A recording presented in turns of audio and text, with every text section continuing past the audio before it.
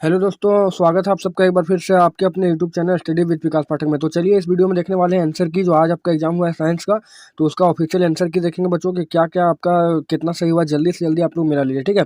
सबसे पहला क्वेश्चन यहाँ जो पूछा गया था, और हाँ, जल्दी से जल्दी वीडियो को शेयर कर दिए और चैनल को सब्सक्राइब करके बेल आइकन को प्रेस भी कर लीजिए, क्योंकि अभी आपको सोशल साइंस का, मैथ का और इंग्लिश का धमाकेदार तैयारी आपको इस चैनल पर करवाया जाएगा। चलिए, तो अभी हम लोग देखने वाले हैं ये आज का जो एग्जाम हुआ है उसका आंसर की। तो चलिए, पहला क्वेश्चन है, समतल दर्पण द्वारा बना प्रतिबिंब हमेशा कैसा होता है। आपको पूछा गया था पहला क्वेश्चन कि समतल दर्पण द्वारा बना प्रतिबिंब हमेशा कैसा होता है। तो समतल दर्पण द्वारा बना प्रतिबिंब हमेशा आभासी और सीधा होता है, सिर्फ और सिर्फ पार्श्विक रूप से उल्टा होता है। फिर आपको पूछा गया था सेकंड क्वेश्चन कि गोलीय दर्पण की चौड़ाई को क्या कहते हैं। तो गोलीय दर्पण की चौड़ाई को द्वारक कहते हैं। ऑप्शन नंबर आपका सी सही होता। फिर अगला है, जब प्रकाश की किरण विरल माध्यम से सघन माध्यम में तिरछा होकर जाता है तो आपतन कोण आई और अपवर्तन कोण आर में क्या संबंध हो जाता है। ठीक है, तो आई यहाँ पर बड़ा होता है। आई जो है यानी आपतन कोण है, अपवर्तन कोण से बड़ा होता है। फिर चौथा क्वेश्चन पूछा गया था कि आँख के रंगीन भाग को क्या कहा जाता है। तो आँख के रंगीन भाग को परितारिका यानी आइरिस बोलते हैं। ऑप्शन नंबर आपका बी सही होता। फिर पांचवा क्वेश्चन पूछा गया था कि स्पर्श देखने की न्यूनतम दूरी कितनी होती है। तो वो 25 सेंटीमीटर होती है। अगला क्वेश्चन था कि प्रिज्म द्वारा प्रकाश के किस रंग का विचलन सबसे अधिक होता है। तो प्रिज्म जो होता है उसमें सबसे ज़्यादा विचलन जो होता है, सबसे ज़्यादा विचलन जो होता है दोस्तों, वो किसका होता है, बैगनी का होता है। ठीक है, सबसे कम लाल का होता है। क्योंकि बैगनी का इसलिए होता है क्योंकि उसका तरंग दैर्ध्य सबसे कम होता है। अगला है, ओम किसका मात्रक है।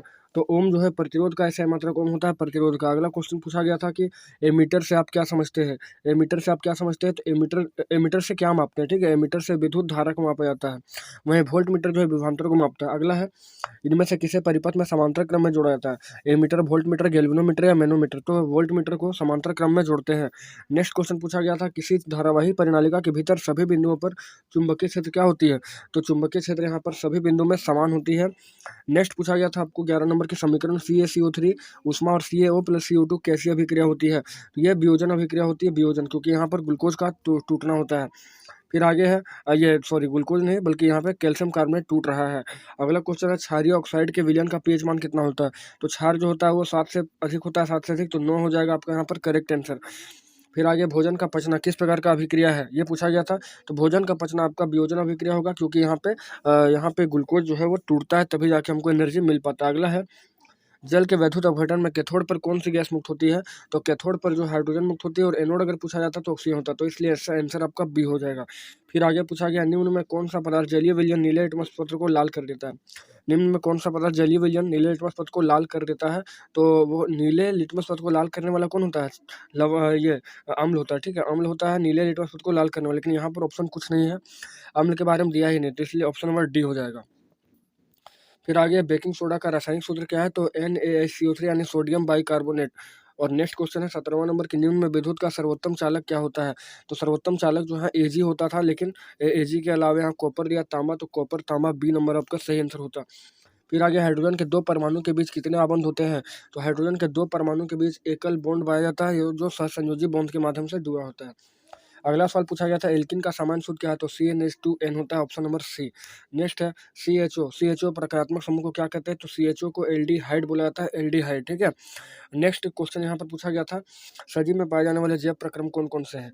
तो श्वसन है, पोषण है, जनन है और सभी, तो सभी हो जाएगा जैव प्रक्रम के अंतर्गत। नेक्स्ट है, निम्न में किसे पौधे का प्रकाश संश्लेषी इकाई कहते हैं। प्रकाश संश्लेषी इकाई जो है क्लोरोफिल होता है, क्लोरोफिल होता है।